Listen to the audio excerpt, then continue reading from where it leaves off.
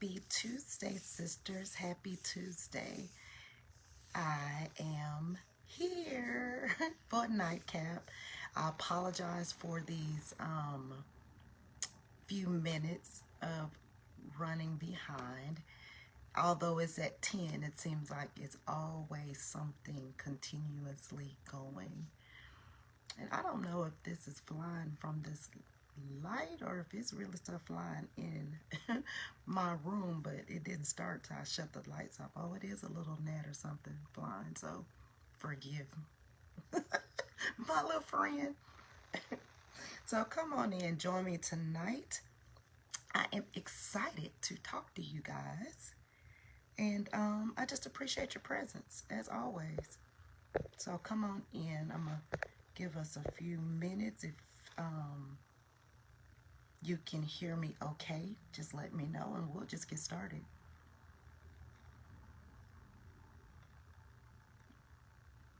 I can't see comments if you're commenting. All right, there we go. Hey, LaShonda, how are you? All right, we got a couple of sets of eyeballs, so we're gonna get started. We're not gonna delay. It's already late, and again, as always, I appreciate you joining me. So we're gonna go to God in prayer, and we'll just get started. I'm good. Thank you. Thank you. One day at a time. One day at a time. All right. Father God, we come to you tonight and we say thank you, God. We say thank you for just being who you are. Thank you for being forever knowing. Thank you for being forever present. Thank you for being forever faithful. Lord, I just say thank you for this opportunity to sit and just nightcap with my sisters. Lord, I ask that as I sit and lay down, that you stand tall so that something is said through me that will resonate in my sister's spirit so that they are blessed for a better them. God, we thank you in advance. Lord, I appreciate those that are currently in the live with me. I appreciate those that are going to join, and Lord, a super blessing for those that will find this live in their season. God, we just say thank you, thank you, thank you. We bless your name. In Jesus' name we pray. Amen. All right. All right, all right, and all right. Sisters, sisters, sisters. All right. It is the first Tuesday of May. I'm excited. I mean, it's another Tuesday, A. And then B, we've made it one more month, and we can attest to those that just are not getting up to make the next day. So to be able to sit and share with you guys, it just makes my heart warm. All right. With it being the first Tuesday in May, it's a new month. So I want to say happy birthday to all those May queens out there. You know, do it big all month. Happy birthday to you. And Mother's Day is Sunday. So I want to wish you a happy Mother's Day. I pray that you're able to, I pray that you're able to enjoy the day, whether it is your biological mom, you are a bonus mom, whether you are a auntie mom, a grandmama mom, however the mom falls. I wish you a happy Mother's Day. And before we get started, I'm trying to become disciplined and also sharing the motto with you in the session as well. So we'll start with that. The love of a woman is beautiful, kind, and sweet. The love of the love of a woman is the extension of God's love every time we meet. I get excited every time I think about our motto because it is true. You know, when we walk in our womanhood, we are beautiful, kind, and sweet, right? And if we're walking with him, we are the extensions of his love every time we meet, right? So that's exciting in itself. So y'all embed that in your spirit because we are extension of God's grace. I want to give a shout out to our music extraordinaire, Roz. I always say that I'm going to do it at the end of the live. And sometimes I'm full and I forget and it's an oversight. So guys, click the link. Let the music bless your spirit. Let it shift the atmosphere in your space. You will not regret it.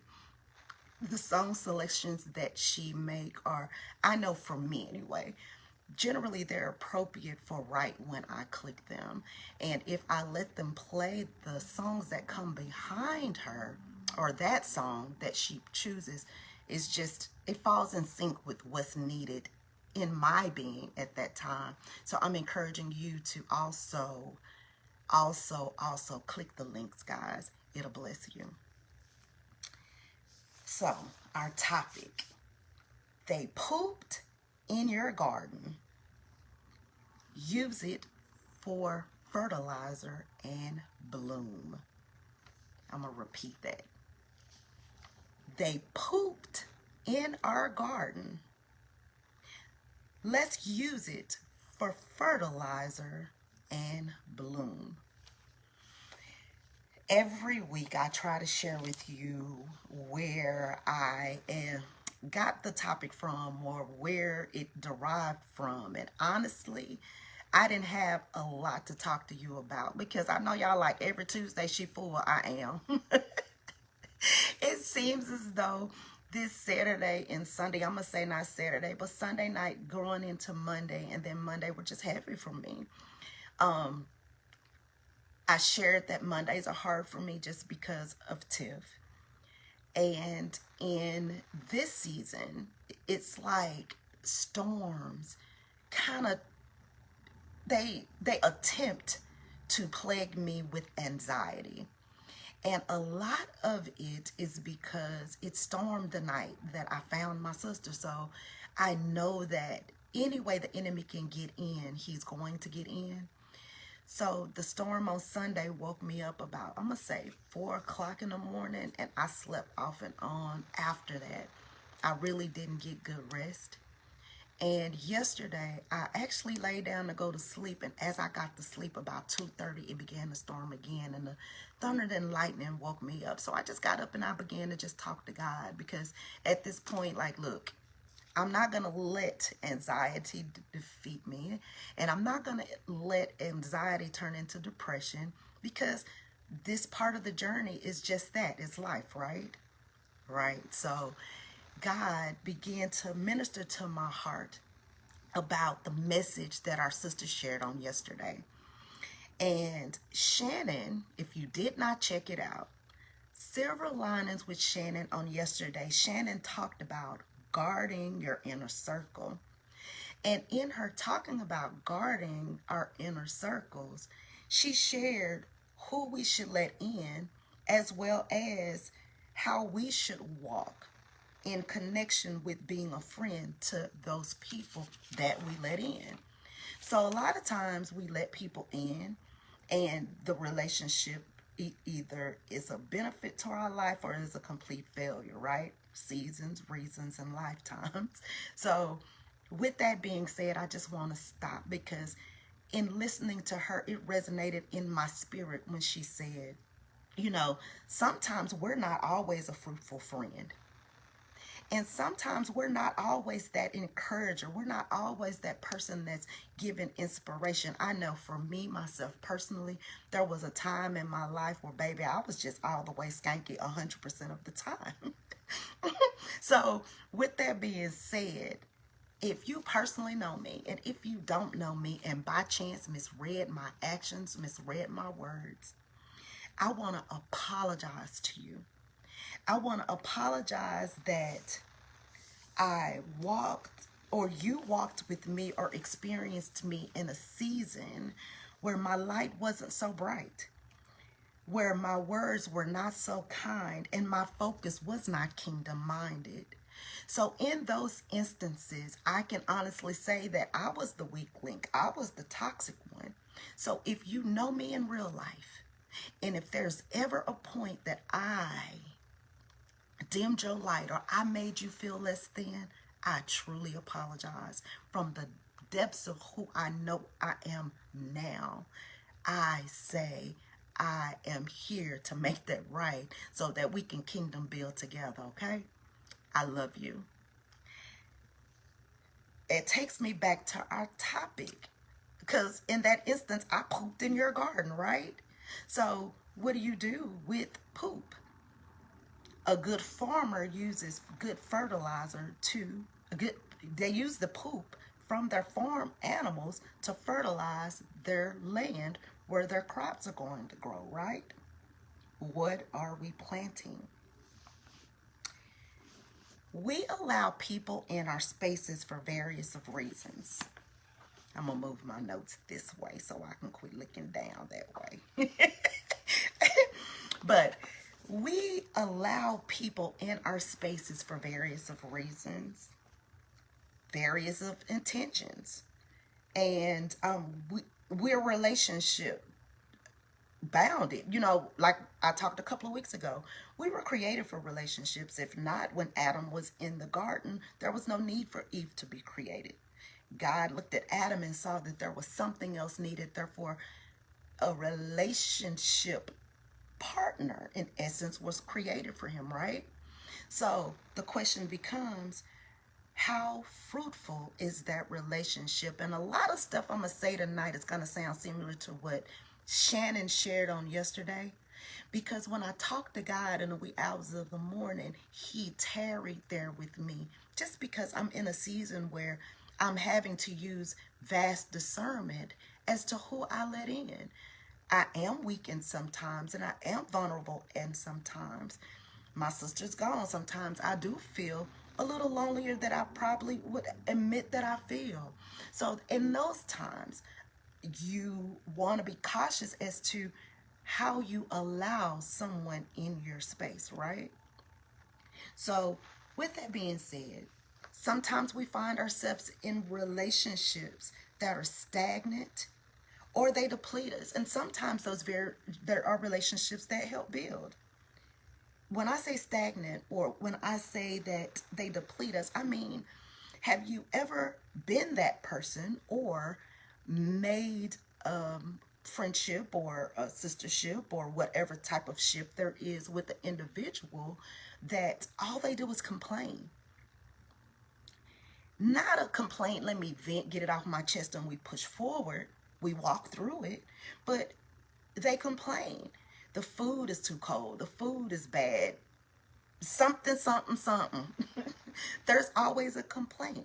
There's never a resolve. There's never anything that is a beneficial statement that comes out of their mouth. In fact, when you hang up from them or you walk away from them, you're actually drained. You're tired because nothing that they have said was beneficial to you, your being, your walk, anywhere you're going. So here you are trying to be a friend, sister, whoever you are to that individual, and you feel worse than you felt when you talked to them. And wasn't nothing wrong with you when you picked the phone up.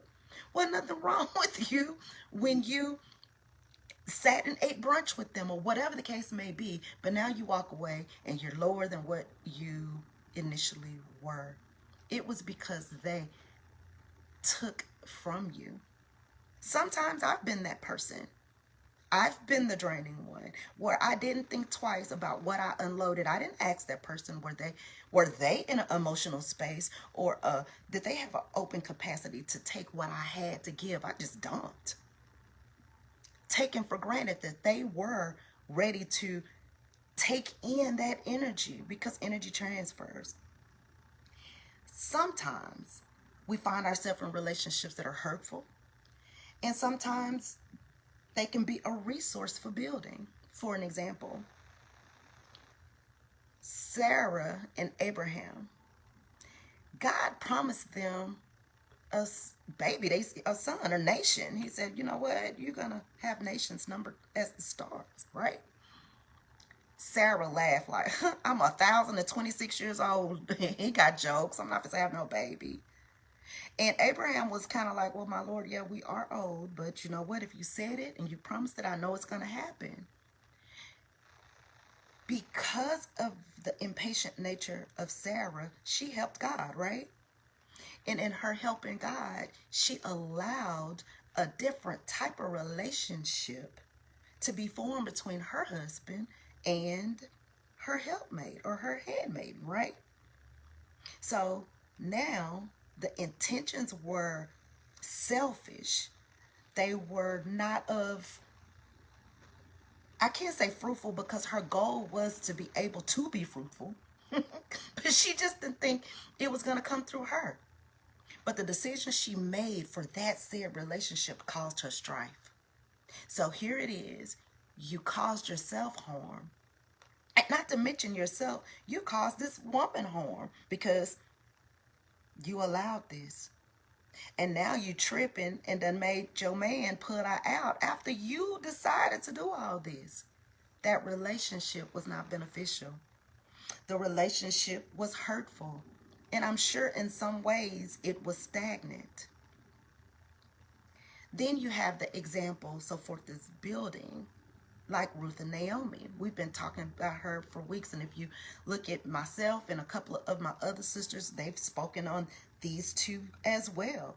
And they shared how one complemented the other. One helped build the other. One was open and receptive to advice given, the mentorship given. And the other one was open to the blessing of them giving the advice. So in this instance, that was a resource that benefited them because it builded them. Not only that, it helped the kingdom, right? Right. God desires for us to be healed. He desires for us to be victorious. He desires for us to be the head, not the tail, the lender, not the borrower. So in understanding that these are the things that God desires from me, he shared with me further that those people that I link with have to be like-minded in that very instance. Are they working to be healed? Do they really truly want to genuinely see me healed? Are these individuals desiring to be victorious, whether it be in their workplace, whether it be in their relationships, whether it be wherever they choose to walk? Is that their desire? I do got a gnat in here, y'all, so if I look like I'm fighting, I probably am. He desires for us to be the head. So if you're walking with a bunch of people that don't believe in them, if you're walking with a bunch of people that are uncoachable, if you're walking with a bunch of people that do not understand their positioning, you will always find yourself being the tail or feeling like a tail because you don't have that motivation or that inspiration to be anything other than. They don't want to see you lead because they're not leaders. The lender, not the borrower. For that one that feels as though that they cannot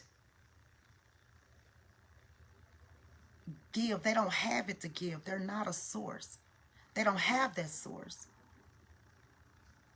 That can change just simply by who you walk with. Not necessarily that they're giving, but they are an example of strength. They're an example of hustle. They have a superb work ethic.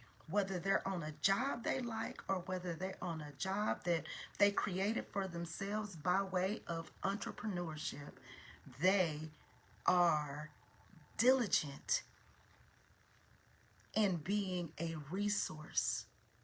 Get connected to those people that are walking in the direction you want to walk. Get connected to those people that have the experience that you need to help pull you up. When you talk about your circle and you talk about your friends, one would ask, how do we accomplish this? How do we accomplish this? God dropped in my spirit by governing your time, by governing my time with him, my time with myself, my time with my family, my time with my sister circle, my inner circle, the time that I put aside to think about my dreams and to write my goals, to make them plain. That's how. Because in those times, when I am spending my time with God, He's imparting into my spirit those things that I need to be kingdom-minded. Like Shannon said last night, Jesus shared with the disciple kingdom business, right? How else can kingdom business be imparted into us if we don't spend time with God conferring about the kingdom? And then in lieu of self-care, there's no way I could be efficient to anyone else if I don't take care of me after supping with God about the kingdom. Because I can talk to Him all day long, but if I don't take care of Tam can't accomplish the mission because Tam is weak physically, Tam is weak mentally, Tam is weak emotionally, Tam is weak spiritually, Tam is weak. So I have to take care of me. Time with my family. I now have a sister that I have to talk to in spirit, literally. I spent time with her physically before I had to default to talking with her in the spirit. Imagine had I not taken that time. I have parents that are still vibrant and breathing. I take time with them and I cherish the moments. I cherish the day. I sound like Sade, didn't I? But I take those moments and I cherish them. My children. I establish a relationship with each and one of them, every one of them. They're all different, so I take a moment with them, and then I do it collectively with them, right? Because if I don't have that time with them, how can I go out into the world and I'm not even spending time inside the walls of my home? And then, as Shannon said, my sister circle, my inner circle, those people that should be watering me and those people that I should be watering. Those people that I should be able to be vulnerable with, they're my safe place. And ditto, the same with me. They should be able to unload on me whatever they need to. They should be able to do those things. But it's difficult if there's no quality time spent. Your dreams. I can remember when I first started walking with the directorship of TLOW, and we accepted one another, just as Shannon said, as who we are. We loved each other just off general principle. They helped me begin to dream again. And it all started with the question of, what is your favorite car? I had lived life in survival mode for so long, I didn't even have an answer. My sisters helped me see that I didn't have to live in a bubble where I accepted the bare minimum because I deserved more. But guess what? If my inner circle wasn't Trump tight, I probably would still be lost trying to figure out who I am and what I deserve. So I'm encouraging you, like Shannon said, be mindful of who you let in. Be mindful of who you sow into, because all of that is important. That time I'm talking about, that time is not warranted to every and anybody. It is not. And you don't have to apologize or give excuses for where you don't spend your time, because God is going to send you the appropriate people and the appropriate places and time to spend with them. I then wrote, understand that we should walk in wisdom, and that wisdom comes from that time that we spend with God, right? We should be focusing on walking as a Proverbs 31 queen. We're royalty. So we should be walking as the example given. You know, people talk about the Proverbs 31, and I think it paralyzes them because it's like, oh my gosh, she's a perfect woman. Could I ever be perfect? It's not telling you to be perfect, but it's giving you a blueprint of how to be. It's giving you a blueprint, letting you know that it is possible to do all those things. It's possible to be able to be a successful wife, a successful mother, a successful businesswoman, a successful person in the streets. That's what it says. That's what that means. It gives us an example of how to walk. And I guarantee you, if you choose to walk as that description gives, the things that you pour into people will not be questionable because it will come naturally, because it's kingdomly, because we're queens, right? Right. Focus on relationship building, especially with God. Spend time with Him. Walk with Him. Talk with Him. How do you know what to say? How do you know where to walk? That's when you dive into His Word. We're all learning, and we all will tell you that as we talk to you. We're all learning. We don't have it all figured out. We're not rogue scholars. But we do have is love for God, and He gives us exactly what we need, when we need it, clear understanding, so that we could regurgitate that out and help somebody else be better. At least I hope that that's the goal here, right? Focus on building those relationships with the people inside the walls of your home. Because if we're focusing on the inner circle that's outside of your home, we're focusing on that coworker that's always, down and out, 'cause I got to have a word for them. We're focusing on little Johnny down at the corner store because we want him to be so, his soul saved, sanctified, and filled. We looking at little Susan over there because her skirt too tight, or her shirt is too low, or whatever the case may be. But we fail the very people that stay in the house with us. Get to know them. Like I said, I have a relationship with each and every one of my kids separately as well as collectively.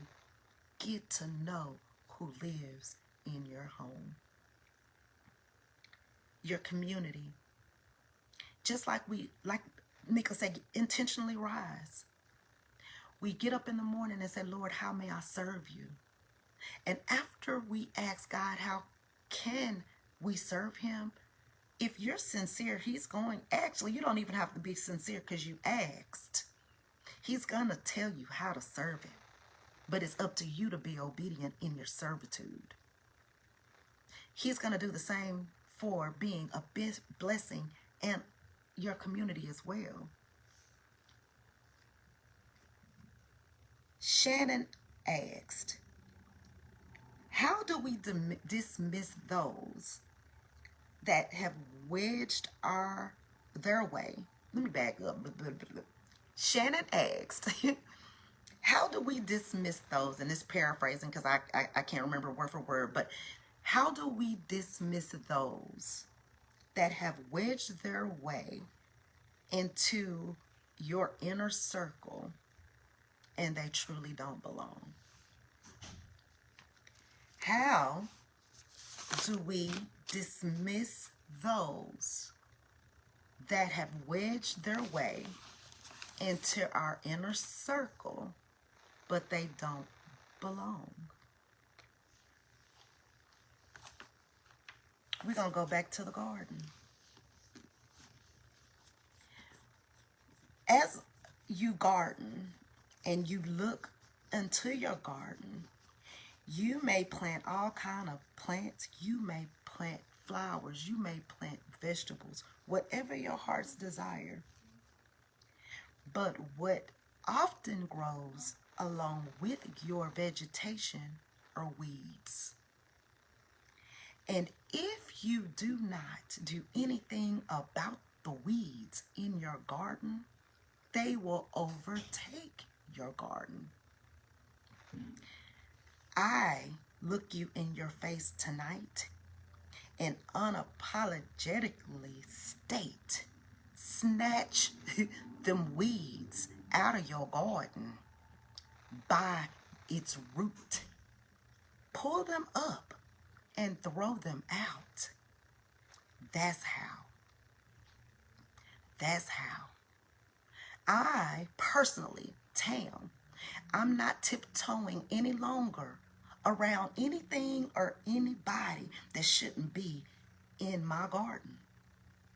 So like I said, they pooped in it.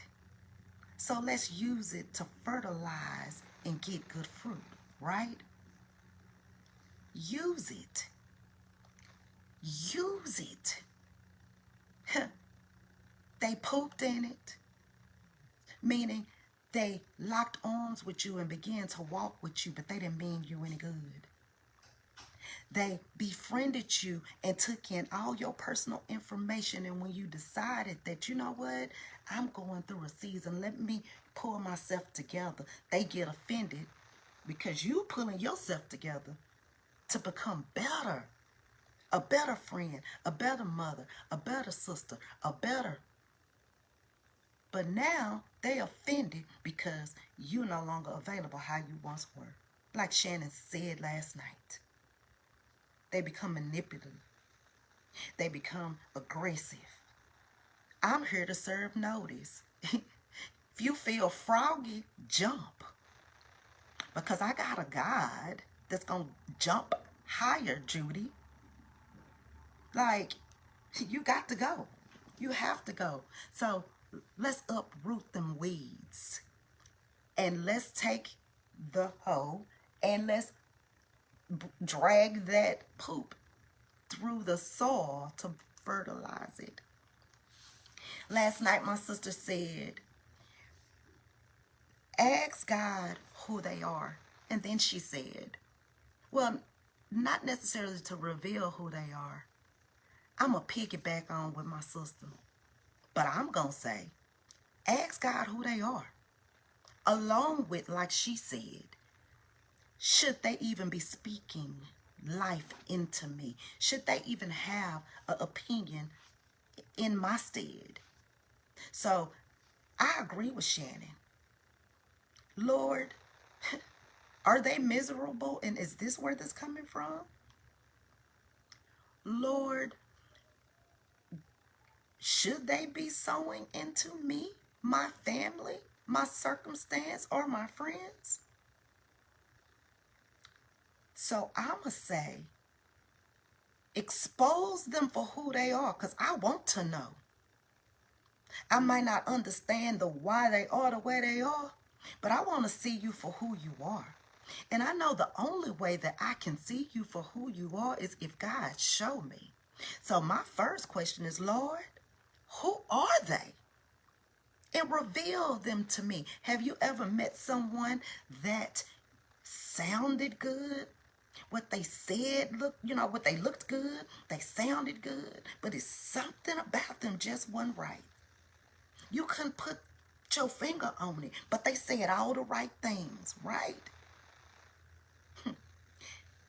But when you ask God, they said the right thing, but who are they? Trust and believe God gonna open the cover of that book so you can see who they are.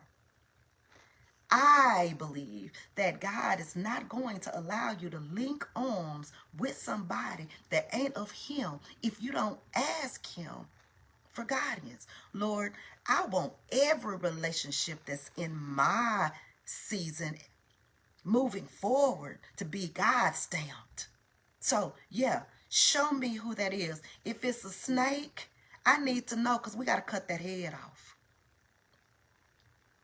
My sister said last night, before you throw rocks, this was powerful to me. She shared her story. Let me back up. She shared her story. And she shared that how she handled it was not of all how she would have handled it if she operated in the flesh. There's a beauty in knowing who you are. And there's a beauty in knowing to who you belong. So she said, I did what God told me to do. And I was mindful. And then she said, because before you throw a rock, you have to remember that the rock can skip and hit other things. That was powerful. Y'all, this is what I do know. We have to dry our tears and keep our crowns on, regardless of how that person we allowed in has made us feel. We have to figure out how to smile through it. Because weeping only endures for a night, and joy comes in the morning. We have to remember that every obstacle or pain that we walk through is for God to get the glory. We have to remember that God is reversing all of that for our greater good, for our breakthrough. So the reality is, our feelings had to get hurt.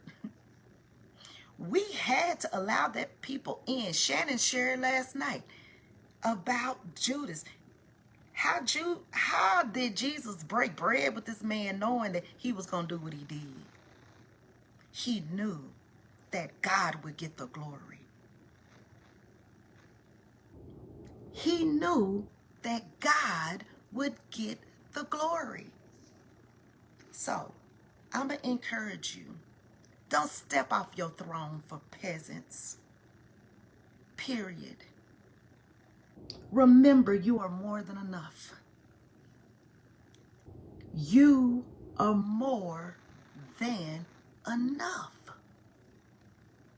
We're royalty, and there's no peasant worth taking our tiaras off to react. Because in that one moment we decide that they got us messed up, y'all, God's still working on me. I almost said something else.